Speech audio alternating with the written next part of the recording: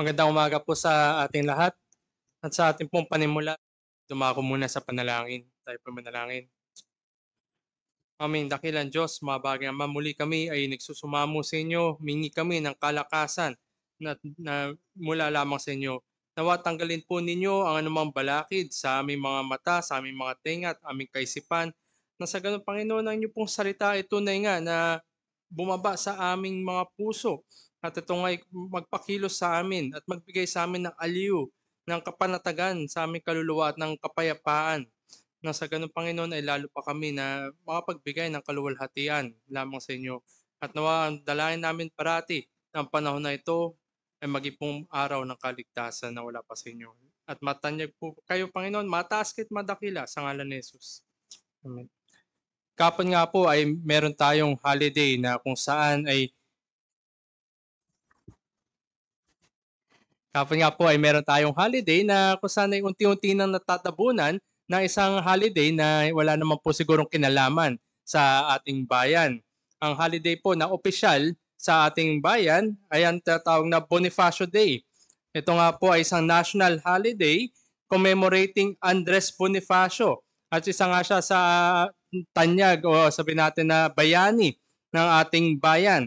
He was the founder and eventual supremo of the Katipunan, a secret society that triggered the Philippine Revolution of 1896 against the Spanish Empire. Ito nga yung sineselebrate every November 30 sapagkat ito yung kanyang birth anniversary. Hindi kagaya ng sabi natin Rizal Day na kung saan ang kamatayan ni Rizal yung tinataguyod or sineselebrate. Ang kay Bonifacio po ay yung kanyang araw ng pagkasilang.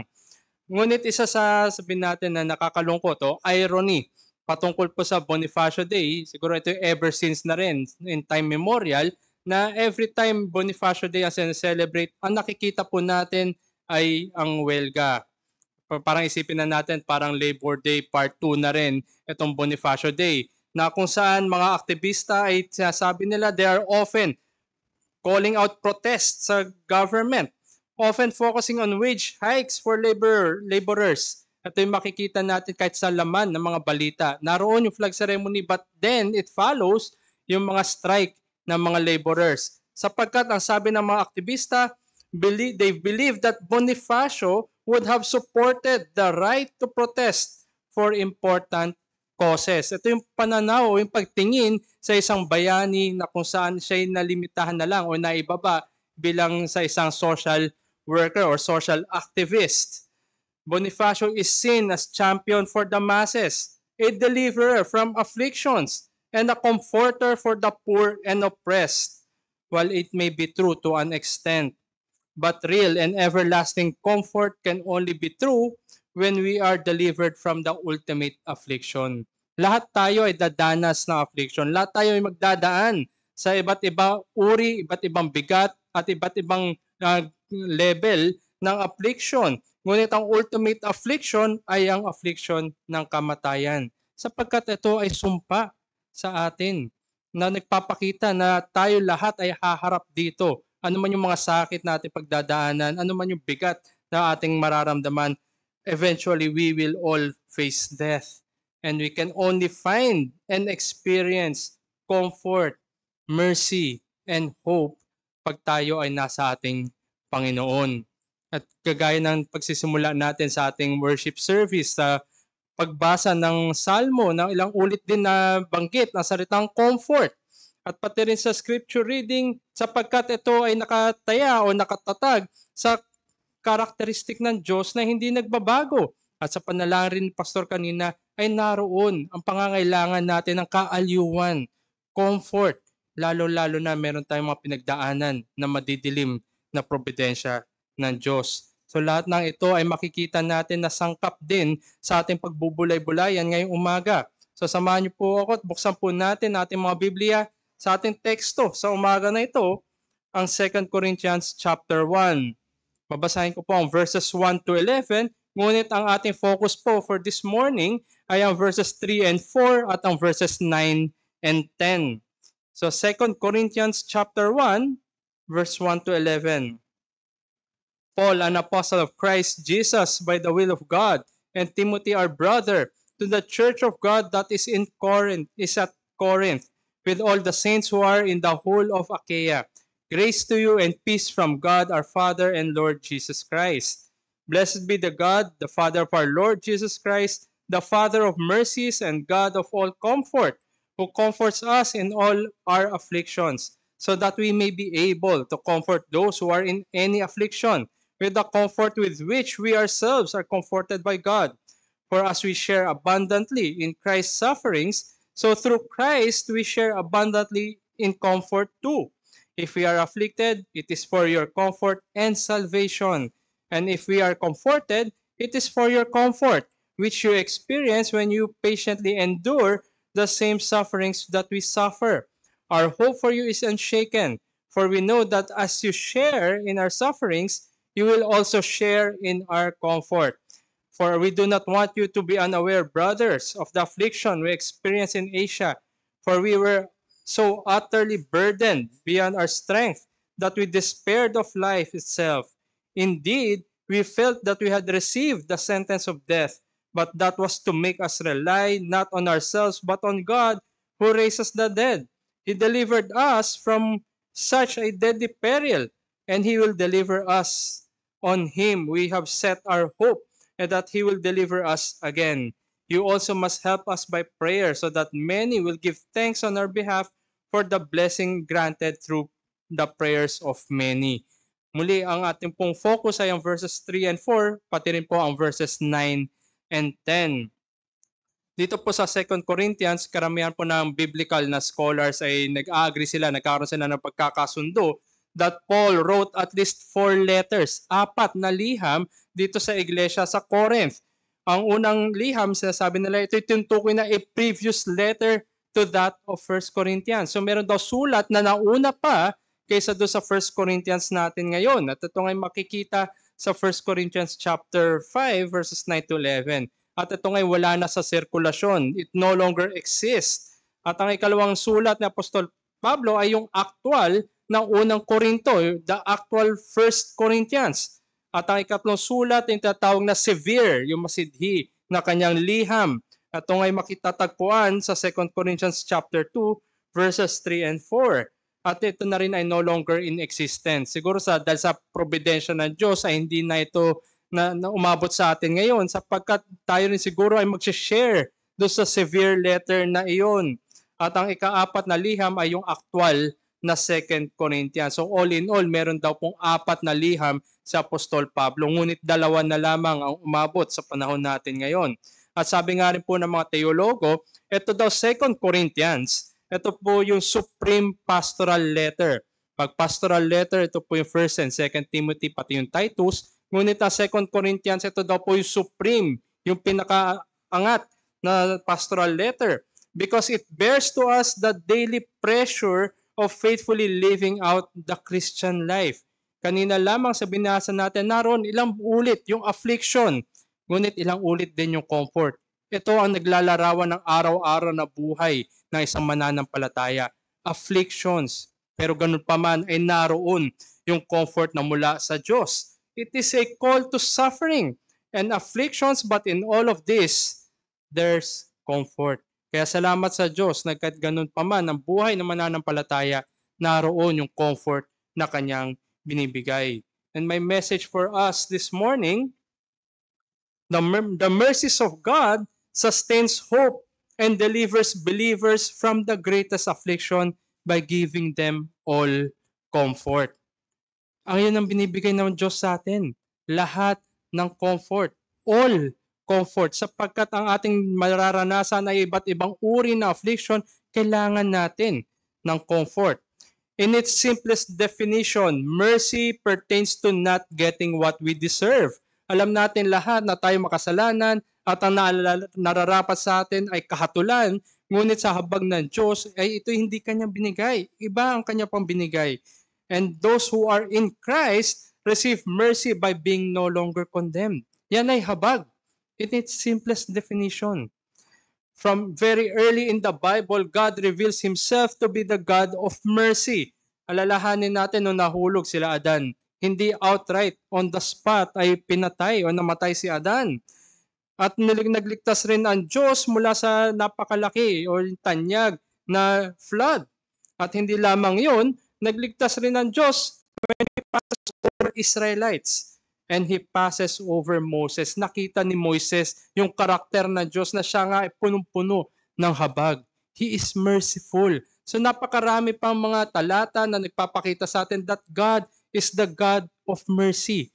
At buti na lamang ay gano'n ang ating Diyos sapagkat ang kanyang habag ang nagbibigay ng comfort at nagsusustain ng ating pag-asa. And on the other hand, comfort is a form of mercy from God that He gives specifically when believers experience trials and suffering. Naroon yung kanyang comfort. Much more when believers are delivered from the greatest affliction. Na binanggit ko nga kanina ay ang kamatayan. Lahat tayo dadaan doon. Ngunit ang tanging comfort lang ay dahil ang Diyos natin ang nagbibigay ng lahat ng comfort. Muli, the mercies of God sustains hope and delivers believers from the greatest affliction by giving them all comfort. So una, tingnan natin that mercies and all comfort is from God. Mula sa Diyos ang lahat ng habag at lahat ng kaaliwan. At ang ikalawa, binibigay niya ito upang masustain ang ating pag-asa sa Kanya sapagkat siya rin ang bumubuhay muli mula sa patay. Sustains our hope on God who raises the dead. So simulan natin ang ating pag-aaral in a typical Pauline fashion. Sinimulan niya ang sulat niya dito sa 2 Corinthians by greeting them with grace and peace. Ito yung typical na opening ni Apostol Pablo. Ang kanyang pag-greet sa mga mananampalataya, grace and peace. And from this, he proceeded to a benediction. So literally speaking well of God. It is a good word about God. Sabi niya sa verse 3, Blessed be the God, the Father of our Lord Jesus Christ, the Father of mercies and God of all comfort. Siya ay nagde-demonstrate na ang puso, the heart of compassion of God also describes the way in which God deals with His people. Compassionate ang ating Diyos. Ganon ang kanyang pakikitungo sa kanyang mga tao. And God of all comfort, siya ay ang Diyos na iyon.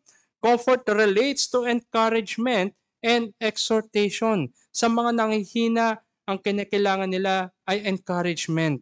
Kailangan nila ay exhortation. And that would be very comforting to all who experiences affliction. Strengthening and upholding the weak in order for them to stand firm.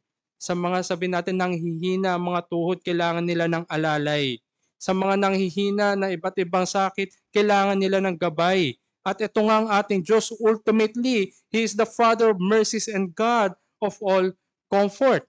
And on verse 4, He says, who comforts us in all our affliction so that we may be able to comfort those who are in any affliction. Ultimately, both mercy and comfort finds its source from God. Ito ay mula sa Diyos sapagkat siya yung nagbababa nito sa atin. Ngunit ito hindi tumitigil sa atin. It is God who supplies these things to His people. From the minute, mula sa mga maliliit, sa mga trivial na mga bagay, hanggang sa mga malalaki. Ito ay mula sa Diyos. So God comforts us in all affliction. Hindi pantay-pantay ang pinagdadaanan na bawat isa sa atin. At hindi sabay-sabay siguro, nawa ay hindi sabay-sabay ang lahat ng affliction na pinagdadaanan ng bawat isa. Ngunit ganun pa man, ang lahat ay dumadaan sa anumang shape, size, or form na affliction at kailangan nating lahat ng kanyang comfort. Believing the gospel gives unending assurance. Sa pananampalataya sa Ebanghelyo, naroon lamang makikita ang katiyakan, the blessed assurance that is from God. And as God supplies all the means and all comfort, doon lang matatagpuan yan. Hindi natin ito matatagpuan sa ibang mga aspeto ng society. Hindi natin ito makikita sa ibang mga institusyon. Hindi ito papangaral sa anumang akademya. Ngunit ang totoong katiyakan ay matatagpuan lamang sa Ebanghelyo na sa harapan ng mga anumang afflictions, gaano magkabigat na affliction na ito, lalo na rin sa mga ating pinagdaanan ng mga nagdaang araw. Believing that God, all things work together for good should truly be relieving to every believer. Napakabigat ng mga napagdaanan ng nakarang araw. Ngunit sa isang banda, sinasabi natin na mabuti ang Diyos. Nagme-make sense lamang ang lahat na ito kung kilala natin ang Diyos at ang katiyakan na meron ang Ebanghelyo. Dito lamang nag-harmonize, nagme-make sense ang lahat ng bagay na ito sapagkat tunay nga mabuti ang Diyos na bagamat ganitong apleksyon na kanyang binigay na dumaan sa ating buhay, naroon parati ang kanyang comfort sapagkat ganun ang kanyang karakter. Kalimitan po sa panahon natin ngayon, pag sinabing comfort, ang unang pumapasok sa ating isipan ay yung mga comfort foods.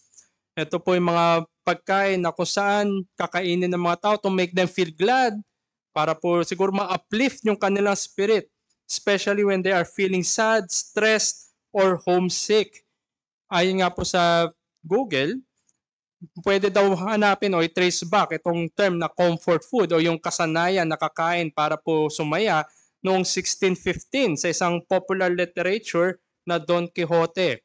In an episode dun sa Don Quixote, sinabi doon, to give him things to eat which are comforting and appropriate for the heart and the brain. So kakain daw yung si Don Quixote para siya sumaya, para sa kanyang kaisipan at sa kanyang puso. Ganito ang buhay mananampalataya. Kailangan natin magbigay ng comfort, magbigay ng aliw, lalo na sa nanghihina nating kapatid, lalo na sa dumaan sa afliksyon, para sa kanyang kaisipan at sa kanyang puso. Hindi tayo nagbibigay ng mga empty na comfort, kundi ito'y nararamdaman at tunay nga nauunawaan at nararanasan na isang mananampalataya. The Christian life is one of suffering and strengthening, that of failing and encouraging, that of struggle and persevering in Christ. Ganito ang buhay mananampalataya. Naroon ang pagkahulog, naroon ang pagkabagsak dahil sa afliksyon. Ngunit naroon din ang kapatid para tayo magbigay ng kaaliwan, ng pagpapalakas, ng pagpapagal sa pananampalataya, sapagkat ang lahat ng iyan ay biniyaya ng Diyos upang tayo magbigay din ng kaaliwan sa iba. This is what to be expected of each believer. All this affects both heart and the brain. Hindi lamang isang aspeto ito mga kapatid, kundi buong pagkatao natin, buong bilang mananampalataya at ang ating ugnayan sa ating Panginoon. This is where the comfort from God transposes from the theoretical to the practical. Maring alam natin, tulad na binasa natin, ang Diyos ay mahabagin. Ang Diyos ay nagbibigay ng lahat ng comfort. Alam natin. Ngunit ngayon ay kailangan tayong kumilos. From the theoretical to the practical. Sabi nga ng commentary ng ESV, comfort is the overall disposition that comes from resting in God's sovereign and loving rule as manifested in the Lordship of Christ. Lahat tayo nagpapasailalim sa pagiging hari ng ating Panginoon. Ay kung ganun pala, tayo ay dapat kumilos bilang totoong mga Kristiyano. At ang totoong Kristiyano, siya ay nagbibigay ng mga bagay na kanyang natanggap sapagkat ito'y mula sa Diyos. Receive mercy and comfort from God. Do not stop with us. Yes, tumanggap tayo ng kanyang mercy and comfort. Ngunit hindi ito mananatili sa atin at hindi ito matatapos sa atin. Kundi those who have truly experienced it gives genuine comfort and encouragement to those who are in any affliction. At kagaya nga sabi sa ating teksto, ito ang ating gagawin. At ito rin yung ini-expect sa atin na tayo tumanggap ng mercy and comfort mula sa Diyos, tayo rin ang magbibigay ng mercy at comfort, lalong-lalo na sa mga kapatid natin na dumaan sa mabibigat na affliction. It is included in our one anothering. Tayo nagtitipon bilang mga magkakapatid. Ito yung tamang time to express our one anothering. At higit pa sa lahat ay naroon na may mga pinagdaanan ng ilan sa atin. Narito tayo ngayon tinipon para magbigay ng comfort para sa bawat isa. Isa nga pong tanyag na politiko at a very well-known diplomat ay si Henry Kissinger. Isa siyang American diplomat and played a crucial role from upholding yung mga strained relations sa mga bansa, lalong-lalo na sa mga magkakalaban na bansa, upang magkaroon pa rin sila ng civil na relationship. Inavert rin niya yung napakadaming international conflicts. Napakatanyag ito lalo na noong 80s and 90s. Ito si Henry Kissinger. Sa katunayan, siya ay namatay ganitong panahon last year, November 29, 2023, at the age of 100. Namatay si Henry Kissinger last year lamang. Ang pananaw sa kanya na iba't ibang tao ay very well varied. At pati nga ang iba ay suspicious kung paano niya nagagampanan yung kanyang tungkulin bilang diplomat. Paano niya naayos o napagkakasundo at nalilihis yung mga gera. One thing greatly affected his mindset early in his life was the mercy and comfort they received when they emigrated to the US as a Jewish refugee fleeing Nazi persecution. Tumatak sa kanya kung paano batang-bata pa lamang siya noon. Ang kanyang pamilya ay nakatawid palayo sa harm ng Nazi Germany. They are of Jewish roots.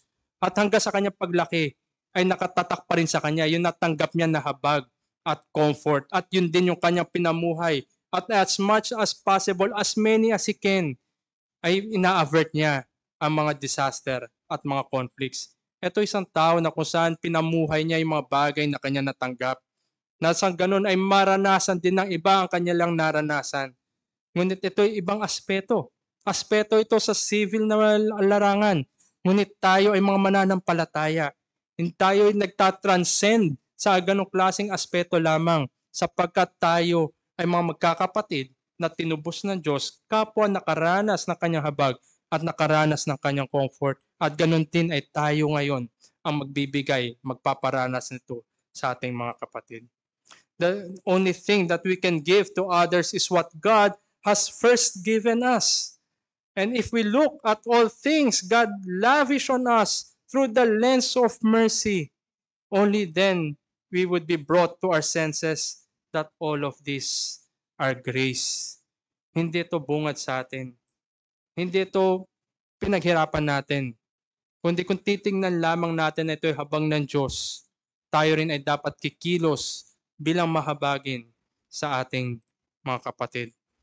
God comforts us in all affliction so that we may be able to comfort those who are in any affliction. Iba-iba man yung affliction, but the mission remains the same. We are to give comfort to those who are in any affliction. And by the providence of God, each one was both given both similar and different afflictions, circumstances, outcomes, but all of us wrestled with pain, with grief, sorrow. Some might not have been comforted, and now is the time to comfort one another. Marami tayong pinagdaanan, iba't iba. Ang iba sa atin ay maring hindi nakatanggap ng kaaliwan. Ngunit ngayon, tayo tinatawag upang i-exercise ang pagbibigay ng kaaliwan. At hindi lamang ngayon ay nagbibigay rin ng babala si Apostol Pablo. As we ourselves experience comfort, and as Paul wrote, so that we may be able to comfort those who are in any affliction, we have that positive duty. Meron tayong tungkulin to provide comfort to others. And also the negative is true. As we provide comfort and encouragement, we should not be afflicting discomfort and discouragement to others. Naroon sa ating pagbibigay ng kaaliwan, ng paghihimok, pag-encourage, ay nawa hindi tayo magbigay ng any discomfort or discouragement sa iba. Sa larangan po ng biology, pag sinabi pong symbiosis, it literally means living together, yung pagsasama ng dalawang uri na species. It means a close long-term interaction between two different species. And there are three main types daw ayon dito. Una yung mutualism, wherein both benefit. Commensalism, one benefits while the other is neither helped nor harmed. And yung third is the parasitism, when one organism benefits while the other is harmed. Ang mundo natin na lumubog sa kasalanan at lalo-lalo pa pababa sa katulan, it is parasitism. Nagbe-benefit kung anong kayang kunin while harming the other. Ngunit meron din ang iba lalo na marami rin mga professing Christians na nag-ooperate naman doon sa commensalism, na kung saan maaring nagbe-benefit yung kanilang kapatid sa pananampalataya pero para sa kanila wala lang ito. Gaya na lamang na may mga dumaan na affliction, magbibigay siya ng words of comfort na sabihin na natin na ito'y vain. Baliwala naman talaga sa puso. Ginagawa lang upang may magawa, may masabi upang hindi siya balikan. Kung sa ating lengguwahe, ito'y labas sa ilong. Ngunit ang totoong mananampalataya, tunay na magkakapatid sa pananampalataya na nakatanggap ng habag at ng aliw mula sa Diyos, sila ay nandoon sa mutualism. They both benefit, providing encouragement and comfort while helping one another to cultivate and grow in the graces of God and bearing fruit of the Spirit. At isa nga sa bunga ng banal na Spirito ay ang pagbibigay ng comfort, pagmamahal, genuine concern, at naroon ang ating expression ng pagbibigay ng habag at ng kaaliwan. So nakita natin mga kapatid na lahat ng ito ay mula sa Diyos. Ngunit para saan ito? Sabi ng Apostol Pablo sa verses 9 and 10, it is to sustain our hope on God who raises the dead. Sa verses 4 to 7 na ilahad doon ni Apostol Pablo, shinare niya sa mga kapatid sa Corinto what God has taught him for the encouragement of others.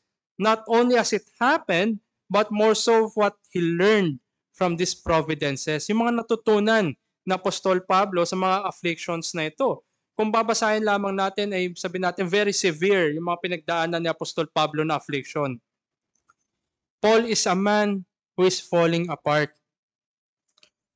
Half of him is already crossing the land of the dead. Yung kalahati ng katawan niya siguro nasa hukay na dahil sa mga afflictions na ito. But the other half continues to live for the glory of God. For it is God who wholly and fully sustains Paul to hope and press on the faith. Kaya nagpapatuloy si Apostol Pablo. Siya nagpapagal hindi lamang sa kanyang ministeryo, kundi sa pagbibigay ng habag at kaaliwan sa kanyang mga kapatid. Siya nagpapatuloy. Sabi nga sa verse 9, nabanggit doon na sentence of death. Sentensya ng kamatayan. Ito yung kanilang natanggap. Paul's suffering was so severe, but even in the face of death, Paul saw and experienced the mercies and comfort of God. Ganun pa man yung kanyang pinagdaanan.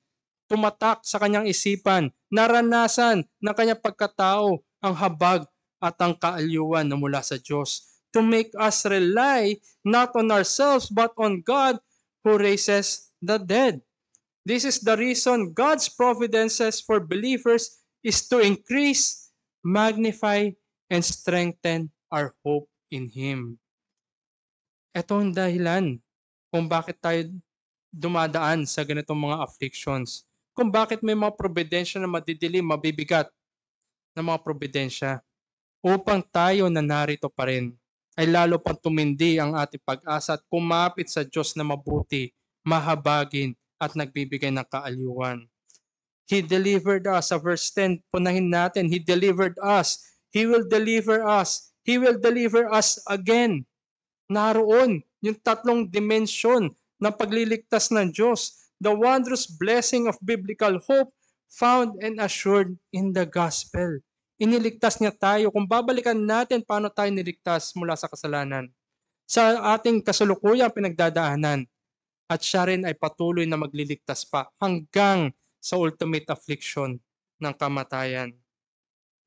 As the consequence and expression of faith alone, not relying on ourselves, but to Him alone who delivers. It is an absolute confidence in the promises of God based on His unchanging character. As we have experienced His faithfulness by providing mercy and comfort in the past, in the present, and surely in future deliverance. Naroon ang pagliligtas na binibigay ng Diyos. Naroon ang kanyang patuloy na pagsusupply ng kanyang habag at comfort sa mga mananampalataya hanggang doon sa ating pagtawid sa Jordan. The greatest and the ultimate affliction brought about the curse of sin is its wages. Lahat tayo ay dadaan sa kamatayan. May mga nauna na sa atin. Ngunit ganun pa man, God called His people to our one anothering. We need one another to pray for one another, to encourage one another, to learn from one another, and to love one another. Mula sa araw na yon, for the day is coming when God will deliver us all together to enjoy God together. For the one who went ahead of us will surely be missed, but we will be raised together to be with them and with God forever. Gaya ng panalangin kanina ni Pastor. Naroon ang ating hope. Muli natin makakasama sa harapan ng Diyos magpakailanman. Meron nga pong isang awitin, Christian music na sa contemporary setting natin na kung saan ito'y kanyang binase sa unang tanong sa isang catechism, Heidelberg Catechism. What is your comfort or what is your hope in this life? Sinimulan niya ang title ng hymn ng awit na yon ay Christ our hope in life and death. Nakabase ito sa catechism. Ang unang stanza niya, naroon ang tanong, what is our hope in life and death? Christ alone, Christ alone. What is our only confidence? That our souls to Him belong, who holds our days within His hand. What comes apart from His command? And what will keep us to the end? The love of Christ in which we stand. Tayo ay nakatayo. Nakakatayo tayo sapagkat ang pagmamahal ng Diyos ay binuhos niya sa atin. Tayo tumanggap ng kanyang habag at tayo ngayon ay nabibigyan ng patuloy na kaaliwan. At ang assurance at ang confidence natin sa harapan ng ultimate affliction na ito dahil ang ating manunubos ay nagmahal at tayo'y kanyang minahal. At kung dahil nga sa kanyang pagmamahal, if we should rely not on ourselves but on God, thus our hope fairly set on Him. Maring babalik tayo muli doon sa theoretical at practical. Maring sinasabi natin ang pag-asa natin sa Panginoon. Ngunit nasa Kanya pa talaga nakatuon ang ating lubos at buong pag-asa. Tuwing matatapos ang ating pulong panalangin, yung ating prayer meeting, usually nagpe-pray tayo. We depart in prayer pleading for God's mercy para sa ating paghihiwalay. To comfort, to guide us as we separate ways. Ngunit pagkatapos natin maghiwalay, naroon pa rin ba ang ating paglapit sa Diyos, patuloy, regularly abiding Him in His Word? Or dahil tapos na ang prayer meeting, tayo ba'y araw-araw na nananatili sa Kanyang salita? Patuloy na nagre-rely sa lahat ng kasangkapan ng biyaya ng Diyos na binibigay sa atin sa ating pamumuhay sa harapan ng napakadaming afflictions. In every providence, we need to see the hand of God moving, directing and teaching us to rely on Him. And without relying on God, our hopes is set to somewhere else. Maring narito lang sa mundo na ito. Narito sa babagsak at pupuksain na mundo na ito where there is no deliverance from judgment. Kaya nawa ay tumawid tayo mula sa theoretical patungo sa practical. Na ating comforting one another ay naroon din ang pagkikipagsama ng bawat isa to set our hopes on Him alone. Our regular experience of God working in and through our afflictions, sufferings, discouragements, and providing for us mercy, comfort, and deliverance time and time again until we get to cross the river of death. Lahat tayo ay naka-life support. Ang bawat isa ay kinakailangan ng kanyang kapatid sa pananampalataya. Lahat tayo ay mahihina, kailangan natin ng paghihikayat, kailangan natin ng habag, at kailangan natin ng aliw sa buhay na ito.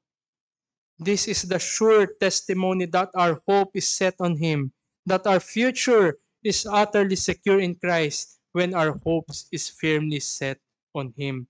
At naroon din ang pagbibigay natin ng ating comfort sa bawat isa. At sabi nga nung awitin na yon ng Christ our hope in life and death, tinapos niya ang awit na yon sa ganitong paraan. Unto the grave, what we will sing, Christ He lives, Christ He lives. And what reward will heaven bring? Everlasting life with Him. There we will rise to meet the Lord. Then sin and death will be destroyed. And we will feast in endless joy when Christ is ours forevermore. Di ba ito'y nakakapagbigay ng comfort kahit sa ganong estado. Kung tayo mismo ay nasa ganong sitwasyon na ilan hininga na lamang at ang siguradong pinto ng kamatayan ay nakabukas, ang magbibigay sa atin ng kapanatagan ay ang ating Panginoon at ang kanyang mga tiyak na pangako na nasa Ebanghelyo na ating sinampalatayanan. At bilang pagtatapos, tanging ang mga na kay Kristo lang, ang mga mananampalataya lang na may ugnayan sa ating Panginoon, true mercy and comfort is continually found and experienced. Para sa mga mananampalataya lang. Christians have that unbreakable assurance. Sabi nga ng ating confession sa chapter 18, paragraph 2, this certainty is not a bare conjectural and probable persuasion grounded upon a fallible hope, but an infallible assurance of faith founded on the blood and righteousness of Christ revealed in the gospel. Naroon ang katiyakan. Naroon ang lahat ng pangako ng Diyos ay nakakakuha ng amen dahil sa ating Panginoon. At hanggang sa pinto ng kamatayan, hanggang sa pagtawid sa river ng Jordan, naroon ang katiyakan na siya'y kasama at nagbibigay ng aliw sa kanyang mga inibig. As what was given to us, we also give to others. Kung kaya't nawa mga kapatid, once again, together we seek and point comfort and encouragement from the Father of mercies and God who gives all comfort even in the face of greatest affliction. Lahat tayo dadaan. Ngunit ngayon pa lamang ay sanayin na natin at gampanan na natin ang ating tungkulin sa pagbibigay ng kaaliwan sa bawat isa. At para naman sa mga wala pa kay Jesus, lahat ng mga mercies and comfort na ating pinag-usapan dito, should point each one of us to the impending sentence of death in which we long to be delivered from. Naroon ang ating Panginoon lamang siya magde-deliver. He will deliver and He will deliver again. At ito nga'y pagtawag sa atin, undeniable reality makes everyone hope for things to be better. At wala nang ibang bagay na mas mabuti pa, kundi ikay nasa ating Panginoon. That is only where hope is found. Nasa ating Panginoon lamang. Kaya ito'y bukas na paanyaya na ikay lumapit kay Jesucristo sa pagsisisi ng iyong kasalanan at pananampalataya sa Kanya lamang. Lahat ay pagod sa buhay na ito. At lalo na kung ikay wala kay Jesus, lalo kang mapapagod sapagkat alam mo kung saan ka pupunta pagkatapos ng buhay na ito. All are weary from the heavy burdens of the flesh. Be comforted in the grace of Christ. Come to Christ and take His yoke, for it is easy and His burden is light. Hindi mo kailangan na anumang gawin, pagpagalan, pagpaguran ang iyong mga gawin ng kasalanan. May nagtagumpay na at ililigtas ka ng ating Panginoon sa mga kasalanan na yan. There remains death, but only Christ will deliver His people to the raising of the dead. May isang himno nga na sabi natin, na aangkop para po sa atin na pagbulay-bulayan. Pinapaalalahanan tayo na tunay nga maiksi lamang ang buhay, na kailangan natin ng kaaliwan at kailangan natin ng katiyakan na naka Jesus lamang. Sabi ng himno na ito, the sands of time are sinking, the dawn of heaven breaks, the summer morn I've sighed for, the fair sweet morn awakes. Hanggang papalapit at papalapit tayo sa araw ng ating kamatayan. Kada araw na dumadagdag sa atin ay papalapit at papalapit tayo sa pintong nakabukas na iyon. Those in Christ can taste more sweetly the comfort from all these afflictions. Sa matatapos na at ang bubungad sa akin ay ang kagalakan magpawalang hanggan. This points us back to the mercy of God and even more sustains our hope in our journey towards Emmanuel's land. Nawa naroon tayong lahat. At meron nga patikim habang sa buhay na ito pa lamang. At kung ito nga'y patikim, ito'y dapat maranasan at matikman ng iyong kapatid. Kaya nawa ay magbigay tayo patuloy na kaaliwan sapagkat ang Diyos na nagbigay ng kaaliwan ay binigay niya ang kanyang sarili para iligtas tayo. Na sa ganun ay magkaroon tayo ng kagalakan magpawalang hanggan. Tayo po'y manalangin. Aming Diyos na mahabagin, salamat nga po muli sa inyo po pagpapaalala na lahat ng habag at lahat ng kaaliwan ay nasa inyo lamang upang maging matatag ang aming pag-asa sa inyo na sa likod ng mga affliction na aming pagdadaanan pa at nakikita namin na pinagdaanan namin mga kapatid, nawa ay kami maikilos para sa ministeryo ng comfort. At ganoon din ay mahimo kami na magpagal sa pananampalataya sapagkat may katiyakan na ang aming Panginoon ang siyang magliligtas at patuloy pa na nagliligtas tungo sa magpawalang hanggang kasama ng aming mga kapatid. At sa likod ng mga kabigatan na aming nararamdaman at sa mga pinagdaanan na aming mga kapatid nawa Panginoon ay maging high time ito para magampanan namin ang pagbibigay ng kaaliwan sa kanila. Sapagkat kaya lamang namin ibigay ang mga bagay na aming natanggap mula sa inyo. At ganun din ang apilan namin at panalangin namin sa mga wala pa po sa inyo. Nawa ay mahabag ka rin sa kanila. Matanggap rin nila ang inyong pong habag at ang kaaliwan. Na sa ganun ang kanilang pag-asa ay matuon sa inyo lamang. Nawa ay magligtas po kayo Panginoon sa ngalan ni Jesus.